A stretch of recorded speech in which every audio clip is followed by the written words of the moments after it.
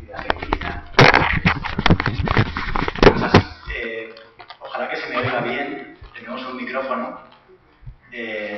La gente a la que doy clase está muy harta de mí y por mi voz, porque empiezo con ganas, pero luego decaigo siempre. Y si hago insertos en el discurso, se pierden.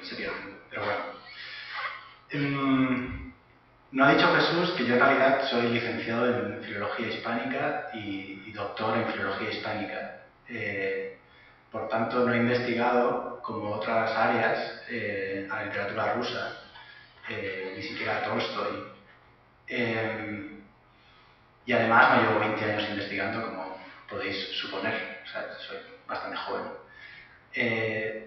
Por eso me salva un poco que esta propuesta consista en hacer una introducción a Guerra y Paz. Una introducción a una obra muy concreta de Tolstoy y además que suponga una introducción. Y eso me llena de tranquilidad, porque a partir de ahora lo que diga va a suponer simplemente una de las posibles introducciones a Guerra y Paz de Tolstoy. Al mismo tiempo, siento un gran respeto por este público.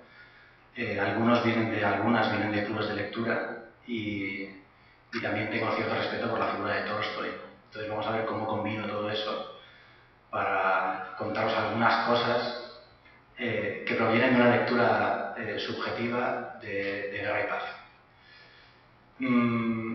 Tengo como muchas notas, pero el discurso creo que va a ser, o sea, está bastante articulado, un poco complejo, entonces voy a intentar no perderme.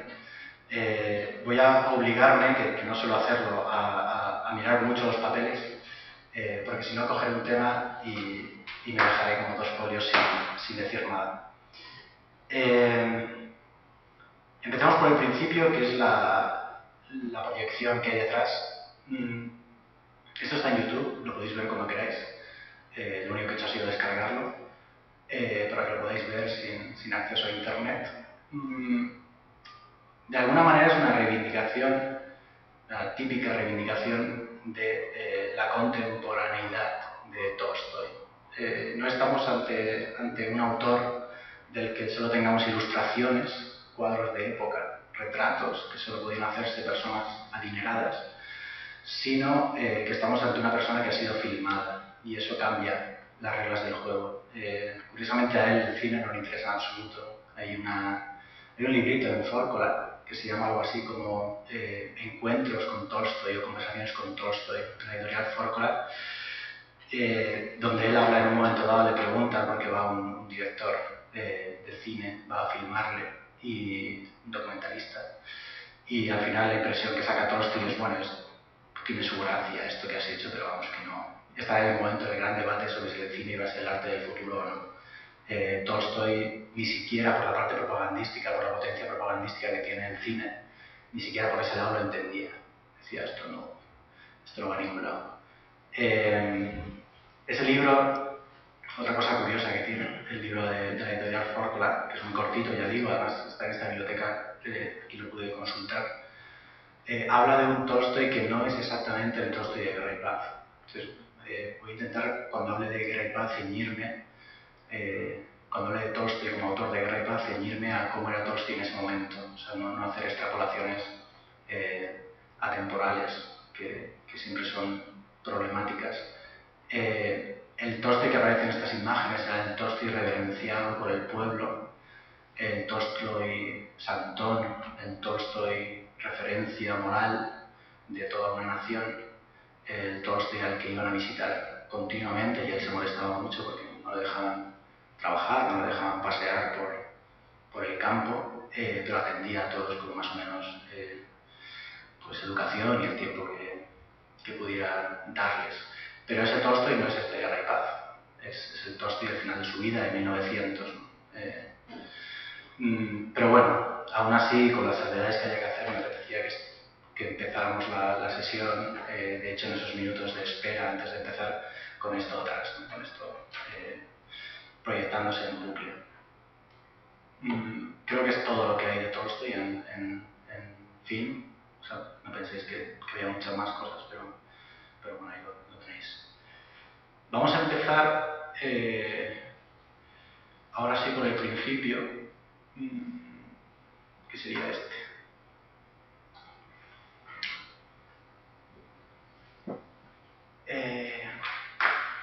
Si es necesario un prólogo, diría algunas cosas sobre Guerra y Paz. El punto de partida me gustaría que fuera ese. ¿Es necesario o no es necesario un prólogo? ¿Cuántas de aquí leéis un prólogo antes de leer la obra de un autor, de una autora? ¿Podéis tímidamente levantar la mano los que sí leen el prólogo? Vale, bajar rápido que nos vean. Vale. Mucha gente, muchísima gente, claramente estudiantes, eruditos, eruditas. El prólogo, yo he hecho una especie de teórica sobre el prólogo. ¿Por qué leemos prólogos? Pero yo creo que hay tanta gente que lee prólogos que podría decirlo. Por ejemplo, alguien de los que ha levantado la mano, esto ya es un paso más dentro de la socialización, que es hablar en público. Pero bueno, solo por esta vez. Un argumento por el que leer un prólogo antes de leer una obra. Suele ayudar a entender la obra, a ponerte un poco en la pista. No siempre, pero a veces sí. Vale, sí. Efectivamente, en la teórica esta sobre el prólogo, una cosa para lo que sirve el prólogo es para comprender mejor un texto, sobre todo para saber a qué atenerse ante un texto. Ahora bien, necesitamos encauzar la multiplicidad de sentidos de un texto antes de leer un texto. O sea, ¿es necesario constreñir las posibilidades significativas de un texto antes de leerlo? Yo lo pongo en cuestión, pero yo leo los prólogos, aunque muchas veces me gusta enfrentarme desnudo a la pieza, ¿no? sin aparejo, sin pertrecho. Otra opción para qué puede servir un prólogo puede ser conocer más sobre la historia que se nos va a contar. O sea, no ceñirnos, no constreñir los significados, sino ampliar de alguna manera los temas de los que se va a hablar. Y es un argumento totalmente válido, de antes también. Podemos ampliar más todavía la lectura. Ahora bien, todo aquello que ampliamos no tiene que ver con la obra de arte, tiene que ver con el ambiente de la obra de arte, pero no tanto con la obra de arte en sí. De manera que a la hora de evaluar un texto había que centrarnos en la obra y no tanto en lo que se llaman los paratextos. Esto es interesante porque Tolstoy, una cosa que le ocurre en Guerra y Paz, y supongo que la mayoría, aunque espero que no hayáis leído, porque esto en principio es una introducción, pero bueno, uno de los grandes problemas de Guerra y Paz son los paratextos. Es el epílogo, por ejemplo, es todas las concesiones que hace al discurso político, aunque sea el discurso político en sentido general, en sentido ideológico, todas las referencias que hace políticas hacia el final del libro, ¿no? Como de alguna manera parece que se desequilibra. Bien, otra opción de para qué puede ser interesante leer un prólogo antes es porque es la oportunidad que tiene el autor o la autora para poner la venda antes de la herida. Y eso, prólogos justificativos hay muchos. Más que poner la venda antes de la herida, en realidad está vendiendo la piel del oso antes de pedírsela, de matarlo, de pedírsela, por favor. Es decir, está intentando hablarte de algo que no tiene que ver con el texto en sí. Dicho lo cual, yo voy a intentar hacer un prólogo a Guerra y Paz. Entonces, si yo hiciera un prólogo, sabiendo aún así que no tiene por qué leerse, pero que si la gente ha venido hasta aquí es porque porque le interesa escuchar algo sobre cómo podría ser un prólogo a Guerra y Paz, lo voy a hacer. Lo de venir hasta aquí, me acuerdo de Thoreau, del gran escritor, pensador norteamericano, y siempre lo digo cuando doy una charla, me parece de mucho valor, y Thoreau lo decía, que si no está lloviendo ahí fuera, estáis aquí dentro, ¿no? Estáis bajo techo. Thoreau decía, siempre que haga buen tiempo, hay que estar fuera, hay que estar en la calle. Thoreau tiene mucha relación con Tolstoy. Al final, cuando hable de la ideología del pensamiento, lo volveré a traer y con eso más o menos iremos terminando. Estas son las cuatro cuestiones de las que yo hablaría si tuviera que hacer un prólogo a Guerra y Paz. Y son las cuatro cosas de las que voy a hablar básicamente en este rato, que en principio acabará a las 9. 9, 8:30, ¿no? 8:30, 8:40, algo así. Lo bueno si breve. Bueno, sobre todo que sea breve, ¿no? Bien, esas son las cuatro ideas. Uno, hablar del estado de ánimo que necesita una obra, que exige una obra como Guerra y Paz.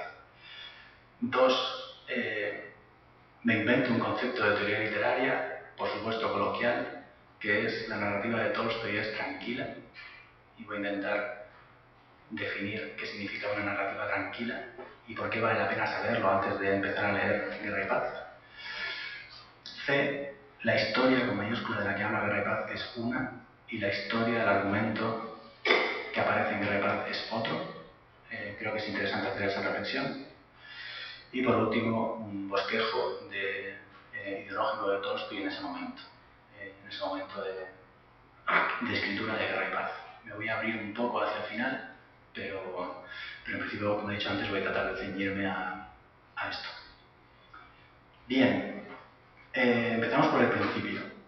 ¿Qué tal? ¿Se me oye bien hasta ahora? Vale, me alegro. El estado de ánimo que necesita una obra así. Cuando me refiero a un estado de ánimo, no me refiero a que haga falta un nivel intelectual, una exigencia lectora determinada para leer Guerra y Paz.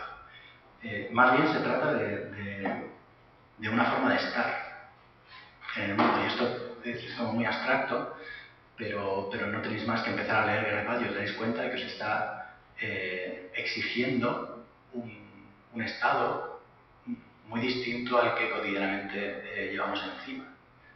Claramente hay una exigencia, hay una transformación. Necesitamos para leer Guerra y Paz de espacios prolongados de lectura atenta, de lectura concentrada. Necesitamos leer de manera continuada el libro, y nosotros venimos del videoclip. El videoclip dura 2 minutos y pico. El videoclip está lleno de planos que duran apenas segundos. Si saltamos de eso, que es la cultura contemporánea, y nos hacen leer largos párrafos, o párrafos cortos, pero dentro de un largo libro, claramente nos trastocan el sistema, nos trastocan la forma de percibir. Y no solo eso, sino que además necesitamos de una memoria, de una capacidad memorística que hemos perdido en general. Necesitamos memoria porque si nos han hablado de un autor, de que solo nos han dicho 2 referencias físicas y nos repiten 70 páginas después, deberíamos recordar a ese autor, deberíamos saber quién era ese autor. Y cuántas veces pasa que leemos Guerra y Paz, como muchos de los libros largos, y echamos en falta, aunque no me gusta nada que eso te lo exija un libro, pero echamos en falta la lista de los protagonistas principales, ¿no? Pues este era este personaje, este era este personaje. No creo que Tolstoy, y esto es literatura ficción, pero no creo que Tolstoy esperara que en alguna edición de Guerra y Paz hubiera un listado de personajes principales y un par de características de cada uno, que es lo que tenemos que hacer a veces al leer. Por tanto, lo que ocurre es que lo que ha empeorado es nuestra capacidad memorística, la capacidad de comprensión profunda que hace que los datos se queden dentro. Y eso tiene que ver con el estado de ánimo contemporáneo también, ¿no? Y con la gran dificultad de leer hoy Guerra y Paz. Relacionado con esto, y también con lo que voy a hacer a continuación, otro aspecto de este estado de ánimo es el... Y con esto creo que voy a arriesgar un poco. Entonces espero que, si no estáis de acuerdo, nadie se soliviante. Voy a apostar por una interpretación posible. Creo que Guerra y Paz no... porque en las reglas del juego de Guerra y Paz no está eso. Creo que Tolstoy no busca una tensión dramática. Creo que Tolstoy no está haciendo un thriller. Creo que Tolstoy no está haciendo un bestseller. Creo que aunque Tolstoy hable de guerra, y hable de batallas, y hable de amoríos, y hable incluso de intentos de rapto, no está buscando esa tensión que te haga pasar a la página siguiente con velocidad, perdiendo el sentido en cada página. Y eso es una cosa que se le puede exigir a Guerra y Paz y que no se le debe exigir a Guerra y Paz. Pero a veces sucede, ¿no? que queremos algo más. Hace un momento ha dicho Jesús que estaba en Civicán dando un curso y hemos tenido la suerte de tener con nosotros a Nacho Echegaray, que es el bibliotecario de Yamaguchi, uno de los bibliotecarios de Yamaguchi, y porque invitamos a gente del mundo del libro a hablar de vez en cuando, en algunas clases. Y hablábamos de un libro que igual os suena, que se llama El caballo rojo. ¿Os suena a alguien a leído El caballo rojo? Es de hace bastantes años. Pues yo recordaba en la playa con 14 años leyendo sin parar El caballo rojo, que era un libro de guerra, un libro donde aparecían rusos, en este caso contra los italianos, y un libro que tenía 1400 páginas y un libro que no podía dejar de leer. Claramente ese autor, el autor del caballo rojo, sí que buscaba eso. Era un texto, es como Los novios, ¿no?, de Manzoni. O sea, claramente hay otra cosa, hay una sensibilidad flor de piel, hay un intento emocional clarísimo. Y me parece que en Guerra y Paz no está. Y no está, no porque sea una falla, sino porque no está en el propósito de Tolstoy hacer algo así. Ahora a la salida imagino una lista de una larga cola, ¿no?, de 15 personas diciendo a mí me emocionó, me cautivó Guerra y Paz de una manera emocional muy profunda. Bueno, pues puede ser, no pasa nada. Ya digo que he arriesgado con esta proposición. Por cerrar con esto y pasar a lo siguiente, al intento de definición de narrativa de Tolstoy es tranquila, os quería poner algo que prácticamente es un chascarrillo, pero bueno, viene bien para cerrar el bloque, que es, no sé si conocéis la Slow Television noruega, ¿os suena? ¿Habéis visto algo de eso? Se ha puesto muy de moda las últimas 2 semanas o 3 semanas. Es un canal de televisión que lo que está proponiendo es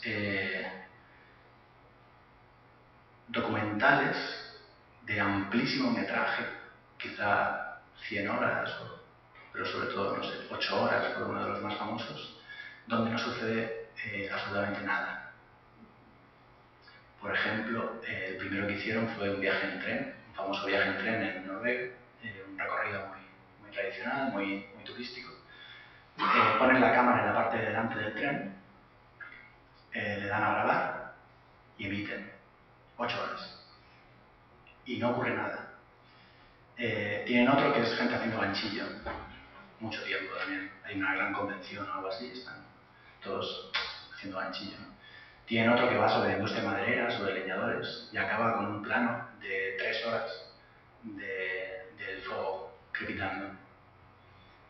Este canal de televisión ha triunfado clamorosamente en Noruega.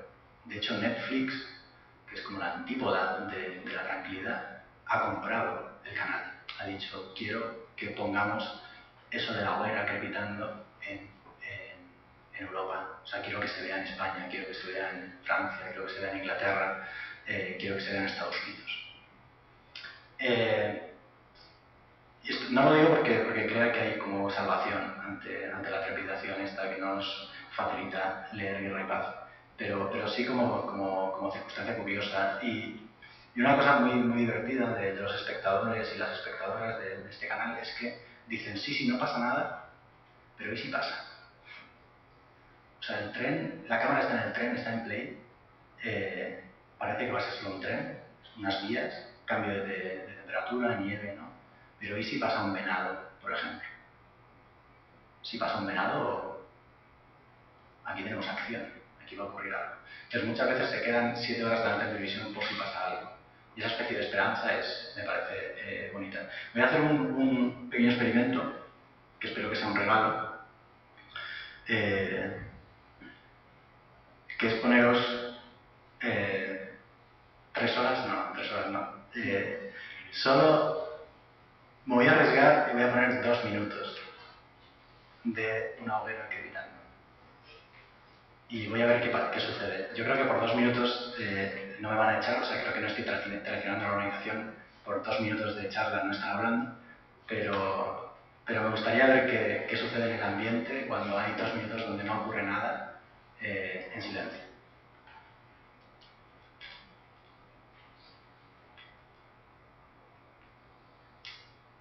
Lo que se oye es el crepitar.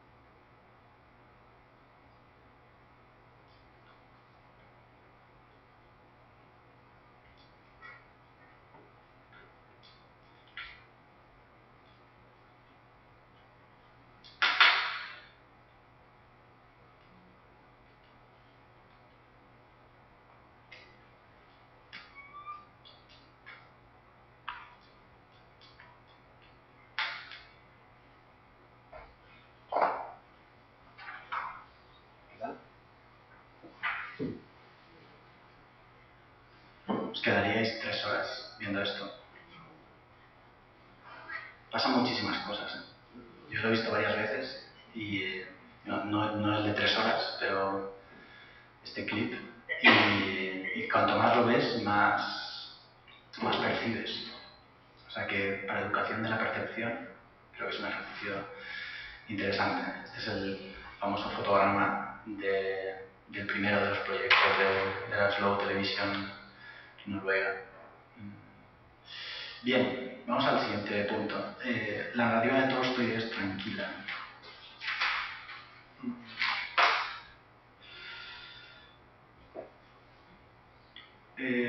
A la manera del diccionario de uso de María Moliner, me inventaba una definición dentro de la acepción dentro del adjetivo de tranquilo, la acepción relacionada con narrativa, vulgar, por supuesto, que dice lo siguiente: capacidad de extender una historia de paz, de guerra, de amor, de patrias, de persecuciones, de heridas y de muertes, como una manta ancha que cubre tanto pies como cabeza. Cada centímetro de la tela, cada capítulo, nos conduce al siguiente por concomitancia, más que por seducción irresistible. El pacto es el de la escucha serena, a cambio de la narración completa. Me he venido un poco arriba y lo he hecho así como poético y tal, pero bueno, espero que se entienda más o menos de lo que se trata. Por supuesto, esto de narrativo tranquilo, narrativa tranquila, igual que lo anterior, no es para nada una falla de Guerra y Paz, no tiene nada que ver con eso. Es una característica. Y lo más importante a la hora de acercarse a un texto es juzgarlo con las características que ese texto tiene, juzgarlo con las reglas del juego que ese texto propone. Cualquier otra cosa, esto en clase lo hemos hablado muchas veces, es de alguna manera injusto. Es de alguna manera injusta, ¿no? Cuando hablaba de narrativa tranquila, porque claro, puede sorprender un poco que hablando de guerra y paz, ¿cómo es posible que hable de tranquilidad si estamos ante la decadencia de Rusia, si estamos ante Napoleón? Bueno, creo que lo que Tolstoy está haciendo en primer lugar es lograr una narración completa. Y la narración completa de Tolstoy requiere una profusión de planos tal que no hay manera de acelerar la narrativa. La narrativa requiere ese tempo. No se puede correr más porque hay mucho que decir. Y ese es el pacto. Vale, yo te voy a escuchar con atención, pero tú a cambio dímelo todo sobre esto. Porque hay muchísimos planos, es muy complejo, guerra y paz, porque tenemos las guerras, pero tenemos la paz. Tenemos las personas, tenemos los soldados, tenemos los amores, tenemos el humor incluso. Hay unos cuantos detalles de humor. O sea, hay muchísimos planos y él tenía que contarlo todo. Por tanto, yo creo que se le obliga, de alguna manera, le obliga a esta narrativa tranquila. Cada capítulo conduce al siguiente por concomitancia, es decir, simplemente por relación, por unión. Hay esto y ahora luego te voy a contar esto, luego te cuento esto y ahora te voy a volver a lo de antes y luego te cuento esto, pero no pasas la página absorto en la lectura pensando que vendrá después. Y muchas veces no conecta un capítulo con el otro. Él te hace parar y dice, bueno, ya has visto un poco de esto, ahora acuérdate que teníamos varios planos, vamos a otro.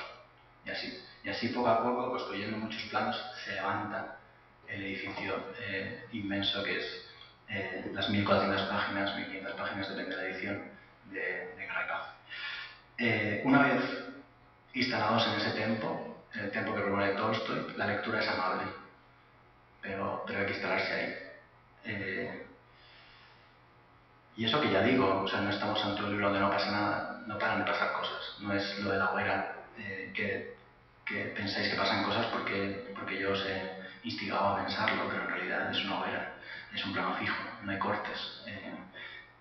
Pero sí pasan cosas.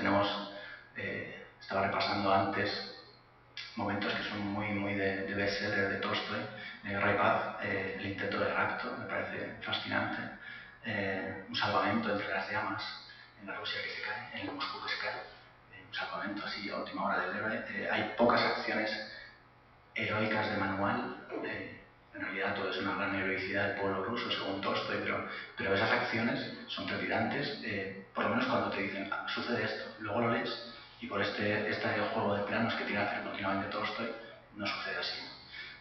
Hay gente que se disfraza para incursionar en el campo enemigo y no sé, creo que lo del disfraz es un clásico de la literatura universal y es bonito que lo traiga Tolstoy ya aquí, ¿no? Hay gente que se muere continuamente, gente que tiene largas agonías, por tanto sí suceden cosas. Os quería poner un par de ejemplos de esta narrativa tranquila, a ver qué os parece. Las personas que estéis más lejos igual lo veis peor, espero que no, me decís. Son dos fragmentos de Guerra y Paz, lógicamente, porque hay que tocar texto. Cuanto antes hay que tocar texto, no se puede uno ir por las ramas todo el rato. Es una acción de guerra y una acción de paz. Y ya veréis como el tempo es muy similar, aunque lo que sucede es muy distinto.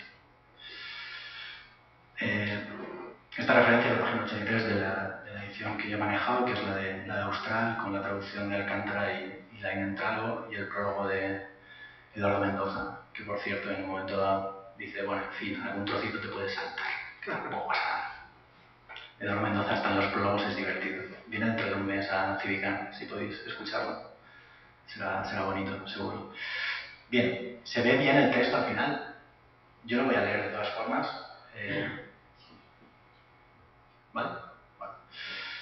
Dice: el conde bailaba bien y lo sabía, pero su pareja no era capaz y no quería bailar como él.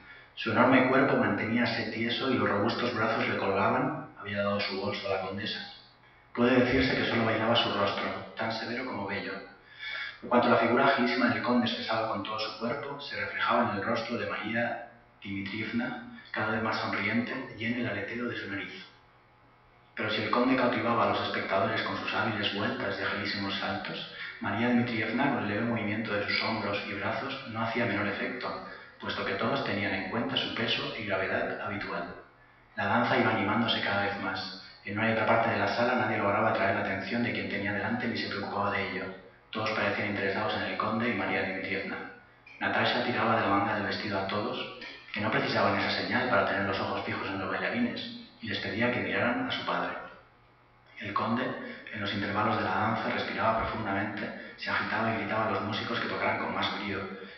Y con más y más brío y soltura giraba el conde, ya sobre las puntas de los pies, ya sobre los talones, alrededor de María Dmitrievna, y por último, llevando de nuevo a su silla a la dama, hizo el último paso, levantó ágilmente una pierna y con una sonrisa inclinó el sudoroso rostro y extendió la mano derecha en medio de una explosión de aplausos y risas, sobre todo por parte de Natasha. Ambos bailarines se detuvieron y se enjugaron con sus pañuelos de batista, que he visto en internet que es una tela proveniente de Francia. La trepidación de un baile, mi impresión es que no se ve reflejada en este texto. Y en este caso en concreto no sucede tanto porque tenga que hablar de muchos temas, sino porque tiene que referirse a muchos personajes. Me parece brillante desde el punto de vista narrativo la parte final, y decir esto de Tolstoy es como una tontería, ¿no? Perdón. Pero bueno, a mí me ha interesado especialmente la parte final del texto, ¿no? Cuando dice un periodo larguísimo, sintácticamente, y por último, llevando de nuevo a su silla a la dama, hizo el último paso, levantó ágilmente una pierna y con una sonrisa inclinó su rostro, extendió la mano derecha en medio de una explosión de aplausos y risas. Hasta ahí me costaba, pero ya estaba bien. Pero él, lo de los planos que decía antes, dice, sobre todo por parte de Natasha. En la página 83, Tolstoy ya está pensando en Natasha, que luego va a engordar muchísimo en importancia al final del libro. Y necesita hablar de ella en este momento. O esa pequeña referencia que hay al principio, ¿no? Cuanto la figura agilísima del conde expresaba con todo su cuerpo, imaginaos bailando con cierta velocidad, se reflejaba en el rostro de María Dmitrievna, cada vez más sonriente y en el aleteo de su nariz. Para él es urgente que nos fijemos en el aleteo de la nariz, pero si es urgente que te fijes en el aleteo, la velocidad la tienes que dejar de lado, claro, no hay manera. Y el fragmento de Guerra dice así, es un poco más corto. Dice: el príncipe Andrei, a caballo, quedóse en la batería, contemplando el humo del cañón que había disparado el proyectil. Sus ojos recorrieron el vasto horizonte. Vio que las tropas francesas, inmóviles hasta entonces, se movían ahora y que a la izquierda había en efecto una batería. El humo del disparo no se había disipado aún. Dos jinetes franceses, posiblemente dos ayudantes de campo, galopaban por la montaña. Por la falda de esta, seguramente para reforzar las avanzadas, marchaba una pequeña columna enemiga claramente visible. Aún no había desaparecido el humo del primer disparo cuando ya se veía otro humo y se oía el segundo cañonazo. Comenzaba la batalla. El príncipe Andrei volvió grupas y se lanzó al galope por el camino de Brunt en busca del príncipe Bagration. A sus espaldas no dejaban de oírse los cañonazos cada vez más fuertes y frecuentes. La batería rusa empezaba a contestar. Abajo, hacia la parte por donde cruzaron los parlamentarios, se oía el fuego de fusilería. Esto está en la página 216. Están en medio de una batalla. Y Tolstoy extrae al personaje y lo lleva a lo alto de una colina para desde ese punto ver toda la batalla y que ese punto marque el tempo de la descripción que va a hacer. O sea que porque tenga que hablar de muchas cuestiones y de muchos personajes, o porque él decida conscientemente que la visión que quiere dar de esa batalla tiene que ser desde arriba, ese tipo de, que además es yo creo que es un topo, es un lugar común en la narrativa bélica, ¿no? La situación preponderante del personaje, cuando está por encima y ve todo lo que está sucediendo. Hay una descripción topográfica como muy precisa, ¿no? De izquierda, de derecha, de arriba, un poco más abajo. Y cuando llega la acción ruda, cuando llega el cañonazo, Tolstói lo que se fija no es en el cañón que destroza, sino en el humo que sale del cañón. Y el humo que sale de un cañón siempre es lento. Esas son las elecciones que creo que hace Tolstói para darle un tempo muy, muy particular a Guerra y Paz. Me acordaba de la exposición que hay ahora de Mapamundistas en la Ciudadela. Hay una pieza que os recomiendo que tiene que ver con este humo. Es una pieza larga donde lo único que se ve es una nube de humo que está generado por harina, creo, o algo así. Da la sensación de que es una nube y simplemente la vemos posarse, ¿no? Pues ese es el tempo que está provocando aquí Tolstói. Avancemos. La historia es esta y la historia esta otra. Es el tercer punto.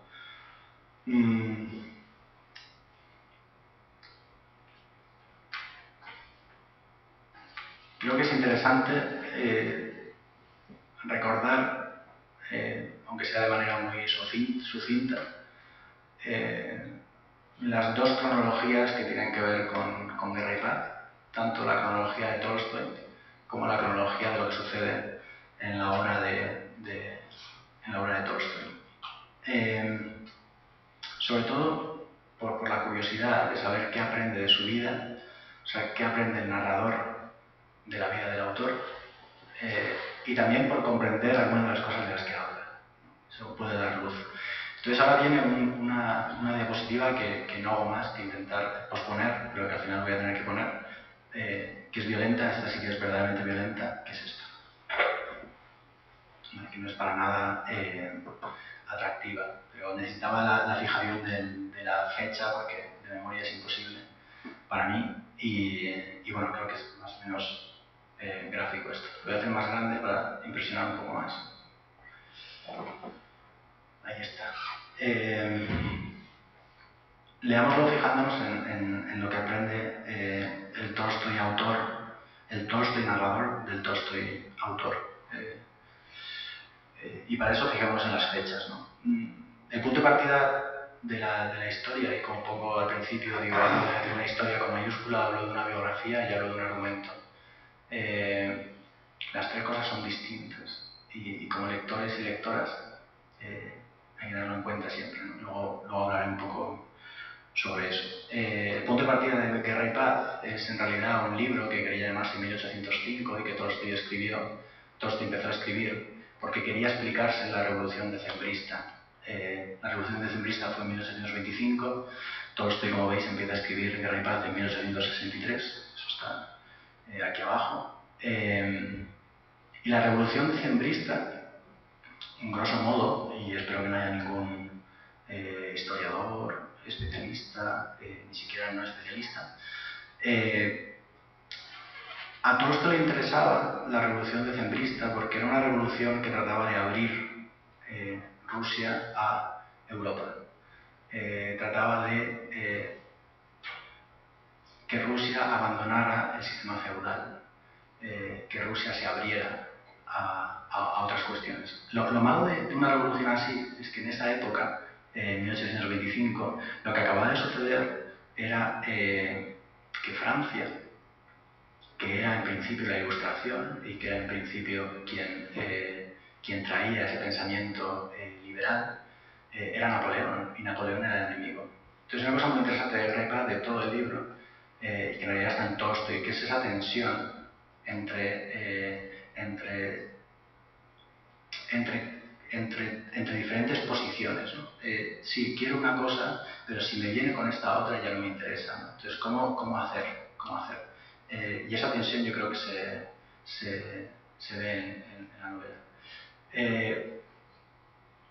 El inicio, cuando Tolstói empieza a pensar sobre cómo explicarse la revuelta decembrista, él quiere poner el argumento primero que habréis leído por ahí, es quiero hablar de uno de los instigadores de esa revolución, como después de cumplir pena, después de alejarse del lugar, vuelve y al volver reflexiona sobre qué pasó, sobre qué pudo ser y por qué no funcionó. Y él, para hacer ese análisis, comienza en Austerlitz, 1805, que es la primera batalla que aparece en los ecos de esa batalla y la batalla que aparece en Guerra y Paz, ¿no? Antes de Austerlitz, y esta es la explicación de por qué los decembristas y por qué la relación esa tan extraña con Francia, entre Francia y Napoleón, hay como algunas fechas significativas, ¿no? 1797, Pedro I retira el apoyo a los aliados en la defensa de Italia frente a Francia. Y cuando se habla de retirar el apoyo a los aliados en la defensa de Italia frente a Francia es que de alguna manera se posicionaba a favor de Rusia. En 1801 asesinado Pedro I y Alejandro I es como el gran zar que trae ideas de apertura, pero también de separación del yugo francés.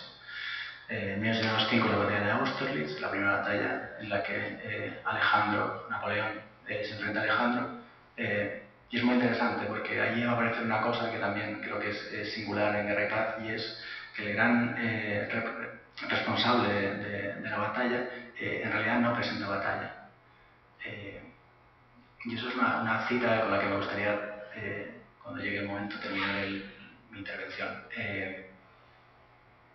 Es muy complicado en Guerra y Paz porque la parte de guerra viene de un autor que en realidad no está por la guerra. Entonces, como ni siquiera estaba en ese momento ya por la guerra. Entonces, ¿cómo se sostiene eso? Y eso creo que es un rasgo contemporáneo de Guerra y Paz, esa especie de incoherencia existencial.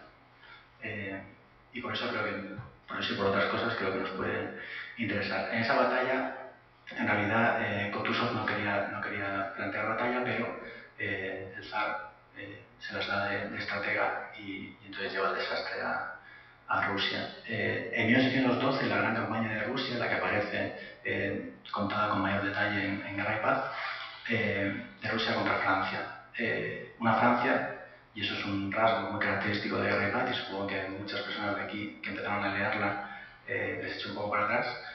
Francia viene con polacos, con alemanes, con italianos, con españoles, con portugueses, con suizos, con croatas. La multiplicidad de lenguas de Guerra y Paz es un rasgo muy característico. Que la primera página de Guerra y Paz, al menos en esta traducción, sea enteramente en francés, te alerta. Dice, uy, voy a tener que estar todo el libro mirando abajo a ver qué significa esto, porque la cultura que tenía Tolstoy y la cultura europea era políglota, pero hoy no es exactamente así, o al menos no con el francés y con el alemán, sí quizá con el inglés, ¿no? Esa es otra complicación que se le añade a la lectura de Guerra y Paz, pero Tolstoy tiene que justificarse. En esta edición sí que aparece en una especie de nota que él publicó un poco más adelante a los lectores de Guerra y Paz. Él se justifica, dice, pues claro que tengo que hablar en francés. ¿Cómo no voy a hablar en francés si de lo que estoy hablando?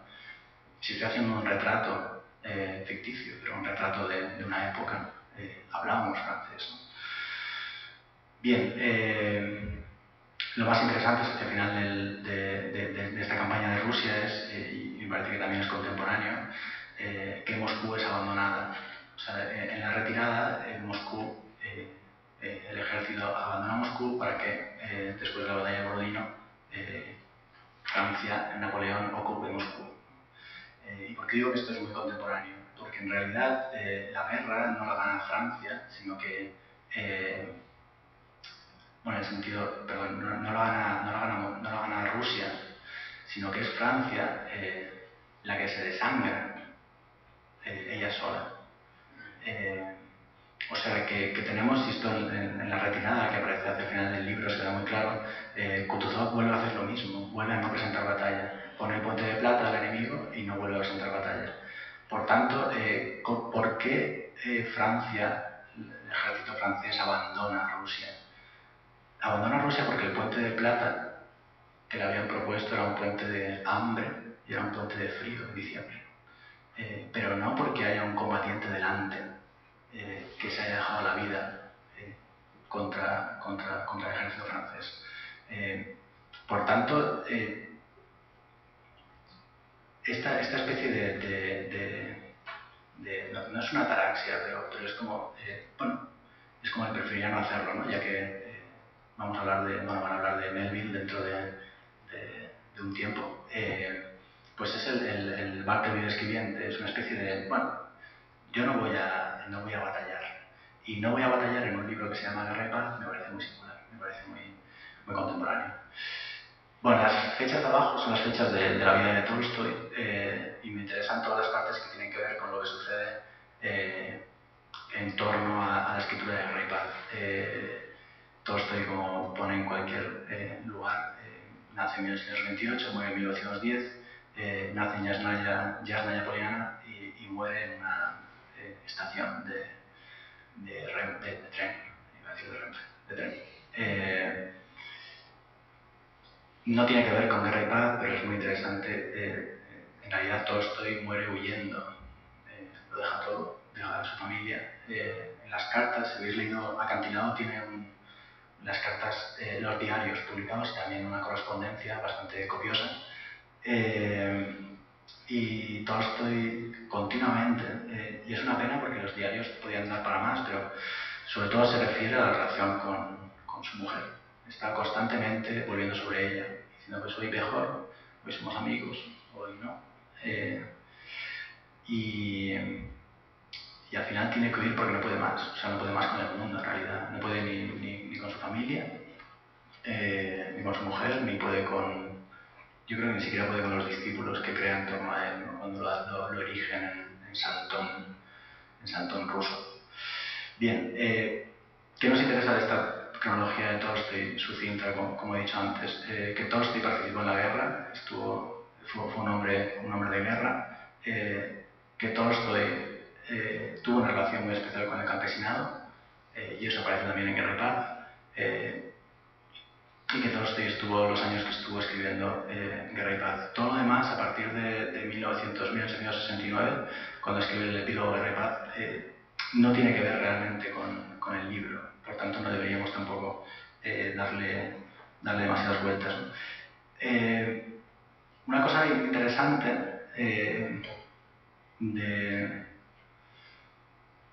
de la temática de Guerra y Paz y que tiene que ver con su vida es que Tolstoy, de manera me parece muy interesante, se hace cargo de los procedimientos narrativos típicos de la literatura bélica, en este caso la literatura épica. Me refiero sobre todo a tres cuestiones, y en la tercera me gustaría que traer un pequeño texto.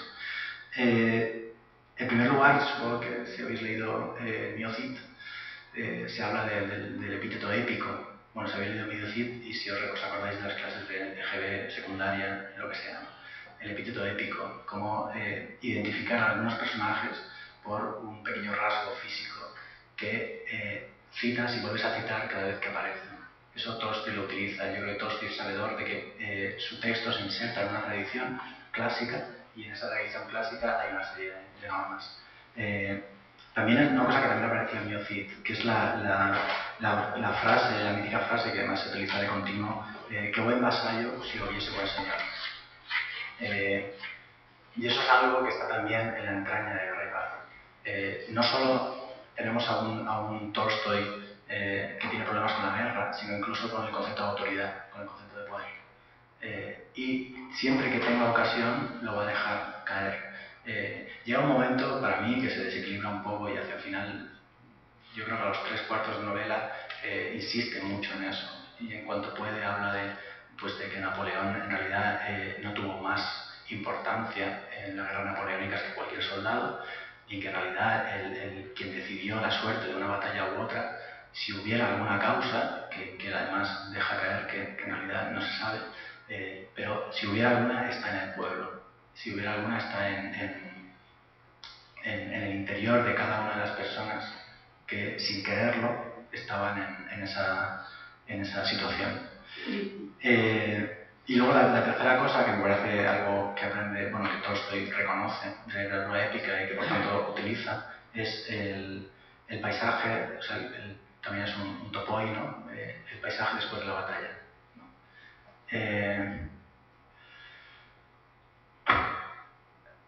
Este es el texto.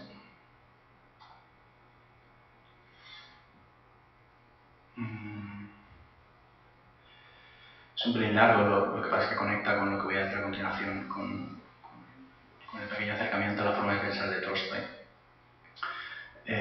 Varias decenas de millares de hombres, vestidos con los más diversos uniformes, yacían muertos en las más distintas posiciones sobre los campos pertenecientes a los señores Davidov y a los campesinos de la corona. En aquellos campos y praderas en que durante tantos siglos los mujiks de Borodino, Gorky, Shevardino y Semyonovskoye habían recogido sus cosechas y apacentado los rebaños. En torno a las ambulancias, en el espacio de una desiatina, que es una unidad de medida rusa, más o menos como 10 metros, la hierba y la tierra estaban empapadas de sangre.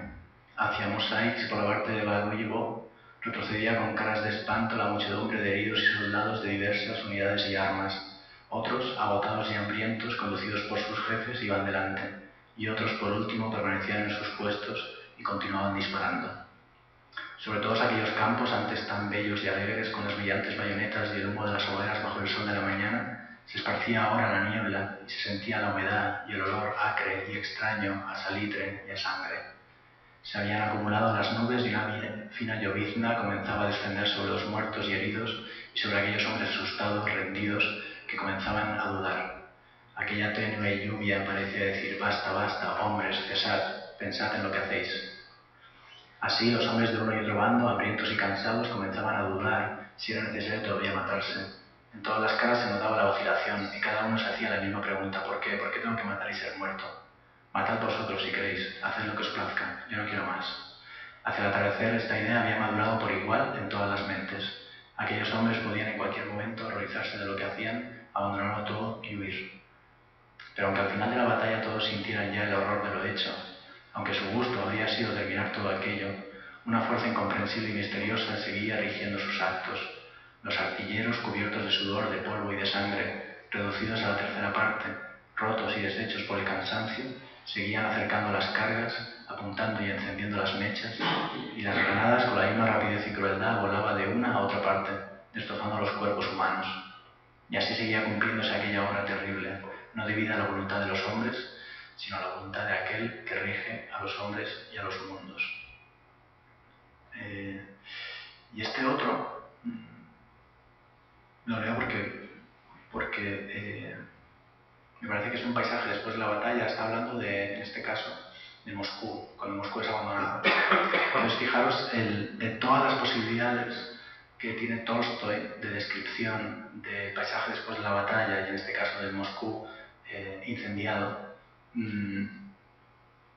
para que Napoleón no pueda de alguna manera disfrutarlo, fijaos la que elige Tolstói. Luego hay otras, ¿no?, donde habla de Moscú, habla del incendio, pero esta me parecía muy singular. De una casa a medio construir de la calle Barbarca, que tenía una taberna en los bajos, salían gritos, risas y canciones de borrachos. En una habitación sucia y reducida, alrededor de 10 obreros ocupaban los bancos en varias mesas. Embriagados, sudorosos y con los ojos turbios, interrumpían sus cantos con bostezos. Cada uno cantaba a su manera. Se veía que no tenían ganas de cantar y que solo lo hacían para demostrar que estaban borrachos y se sentían felices. Uno de ellos era un mozo alto y rubio que vestía una limpia camisa azul. Su rostro, de una nariz recta y delicada, hubiera parecido hermoso de no ser por los labios delgados y apretados que se movían sin cesar y los ojos sombríos, turbios e inmóviles. Debía de estar pensando en algo, de pie junto a los que gritaban. Por encima de aquellas cabezas movía con cierta solemnidad y torpeza una mano cuyos sucios dedos separaba de modo poco natural. La manga de la camisa le resbalaba con frecuencia y él se la levantaba con la mano izquierda, como si fuera muy importante tener descubierto su brazo blanco y nervudo. En medio de aquella gritería se oyó en el zaguán y el portal el alboroto de una pelea. El mozo hizo un gesto con la mano. Está ahí, 1060. Si quería hablar de la sensación de desamparo, de la sensación de ausencia de horizonte, de sentirse sin norte, creo que colocarlo en la figura de una persona que está borracha, que finge que está bien, pero que no está bien, que se queda pensativa ante una situación así, me parece muy interesante. O sea, creo que posicionarse ahí, poner el foco ahí, me parece especialmente acertado, ¿no? Bien, soy 28 ya.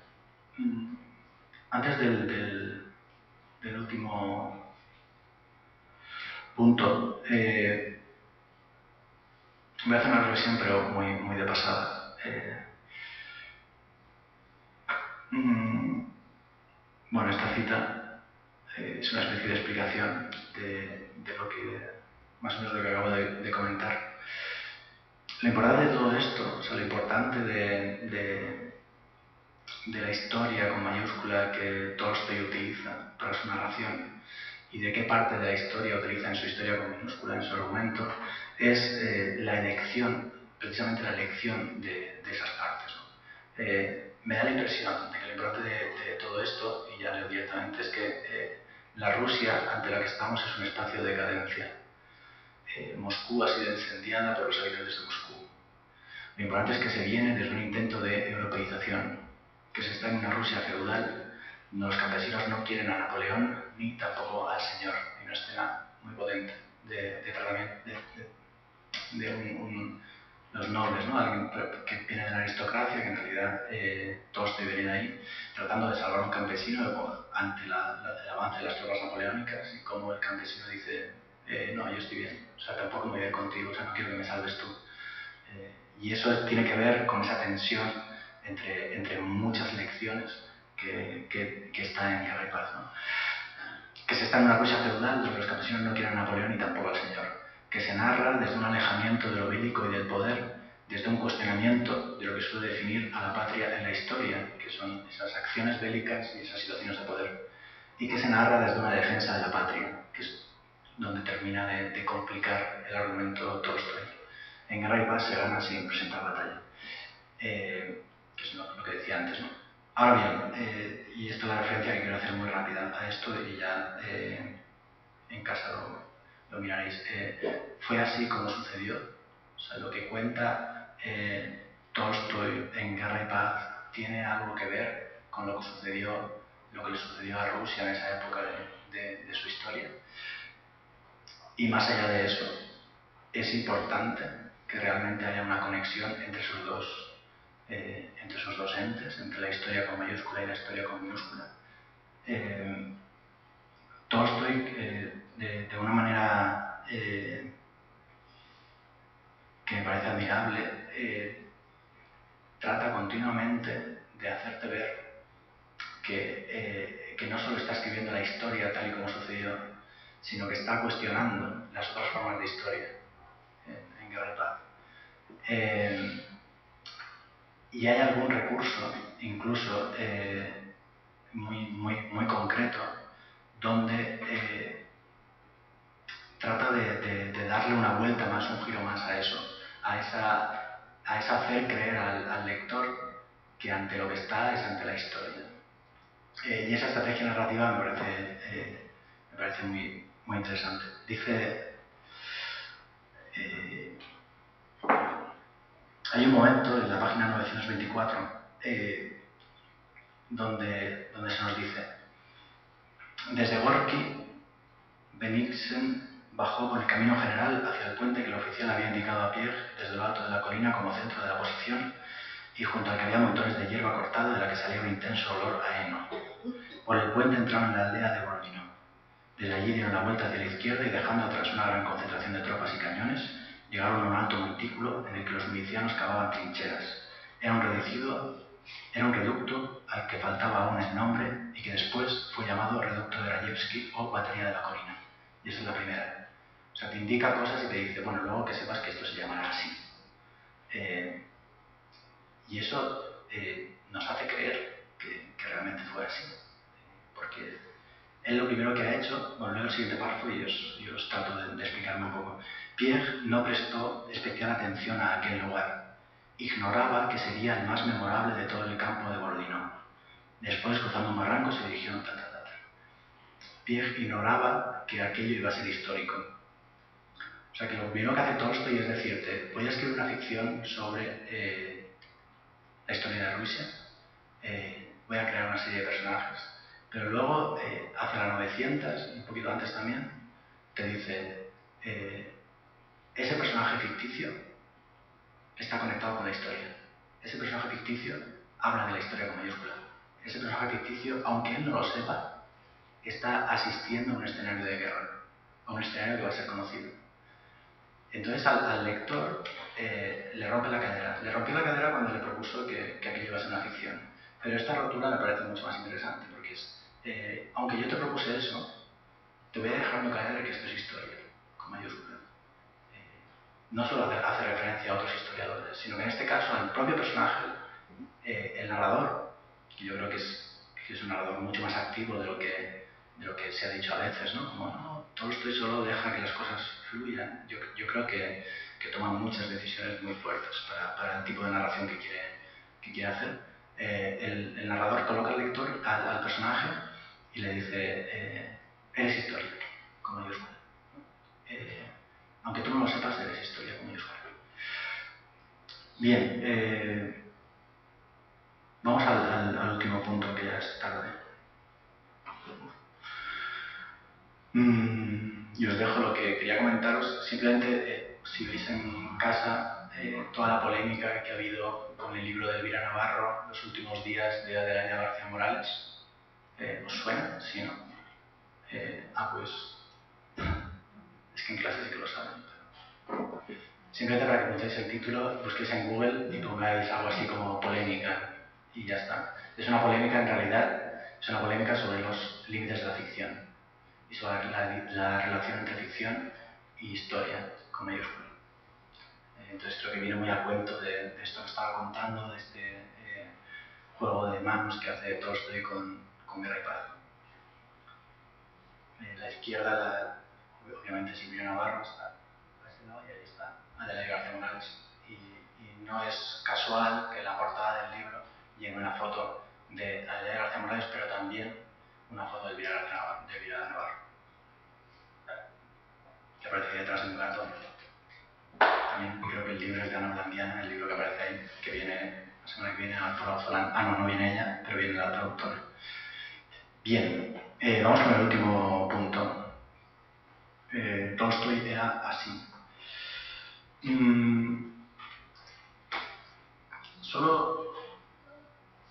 Creo que solo es interesante saber la ideología de Tolstoy en cuanto a que glose de alguna manera el relato que nos propone. Más allá de eso, la forma de pensar del autor no debería inmiscuirse en la lectura del texto. Y esto tenéis 1000 ejemplos en vuestra mente de autores despreciables y textos maravillosos. Y autoras despreciables, supongo que también, y textos maravillosos.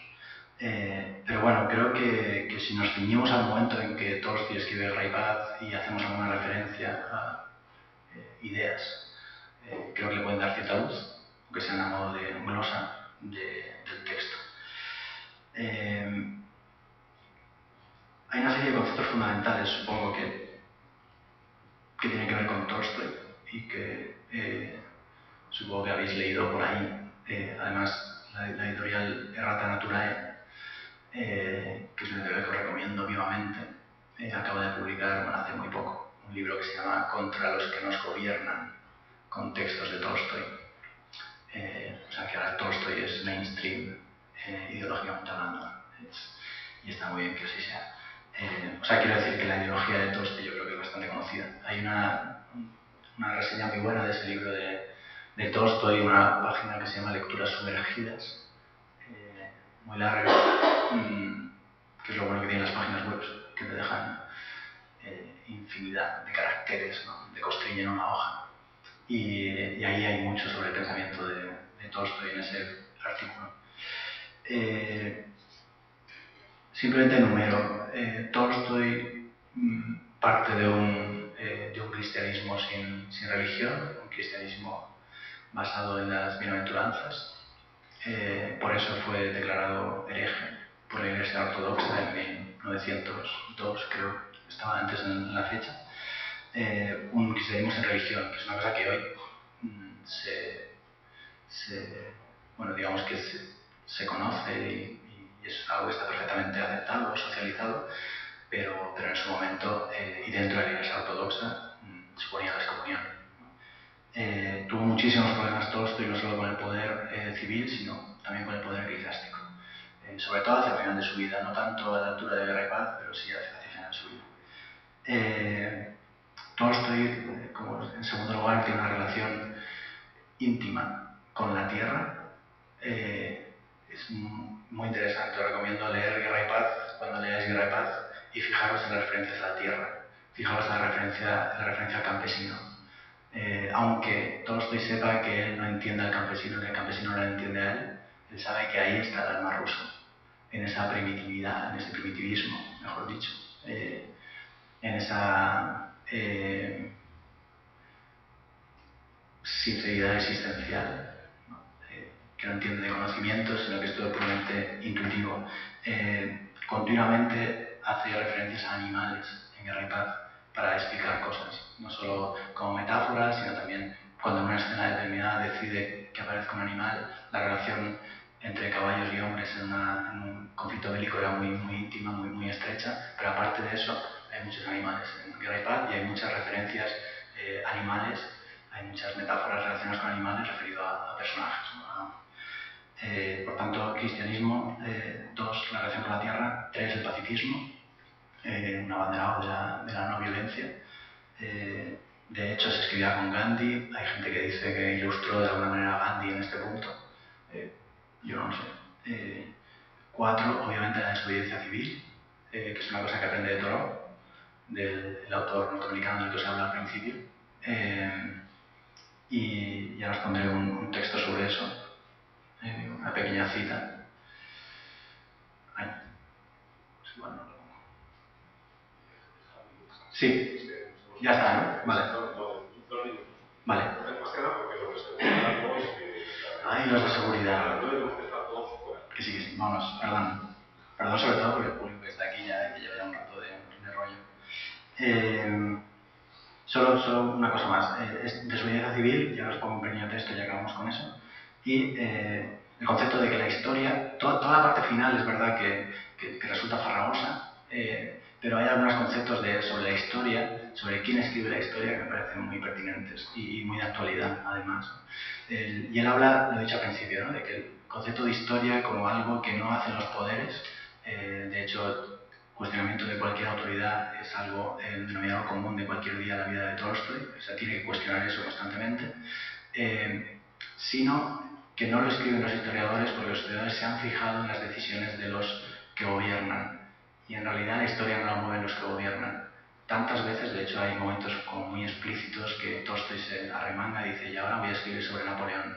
Y dice, bueno, Napoleón todo lo que quería hacer no lo hizo, y lo que hizo le salió de chiripa, viene a decirlo. Francia, en realidad el enemigo no es Napoleón, Napoleón no tiene nada que ver con esto, es otra cosa, es la tierra, ¿no? En la cita que has puesto antes de la guerra, decía, ninguno de los dos bandos, y los bandos los coordinan líderes, o sea que en realidad él también está criticando ahí el liderazgo, quería la guerra, o sea, era otra cosa, y los líderes nunca van a saber qué está pasando a nivel del pueblo. Y la última cita sobre la desobediencia civil, esto había hecho aquí una relación entre Thoreau, pero bueno, y Pierre Javi y Tolstoy, pero nos vamos a ir. Dice, ¿en qué medida, y con esto acabo, en qué medida y cuándo, está en el libro Contra aquellos que nos gobiernan, este que os he dicho de Rata Natural, en qué medida y cuándo se reemplazará el reinado de la violencia por el del consentimiento libre y racional de los hombres? Eso dependerá del número de hombres que en cada país tengan conciencia de la injusticia y del grado de claridad con que lo adviertan. Cada uno de nosotros aisladamente puede colaborar al movimiento general de la humanidad o por el contrario trabarlo. Cada uno de nosotros deberá escoger, ir contra las leyes superiores de la vida, construyendo sobre la arena la frágil morada de su existencia ilusoria y pasajera, o dirigir sus esfuerzos en el sentido del eterno, del inmortal movimiento de la vida auténtica. Bueno, está bien que acabe así la charla esta, con Tolstoy resonando en las paredes. Espero haber hecho una introducción al libro Guerra y Paz. Espero que os resulte ahora, al menos con otra fisonomía de la que tenía antes de esta charla. Y muchas gracias por haber escuchado tan atentamente todo este rato. Un placer.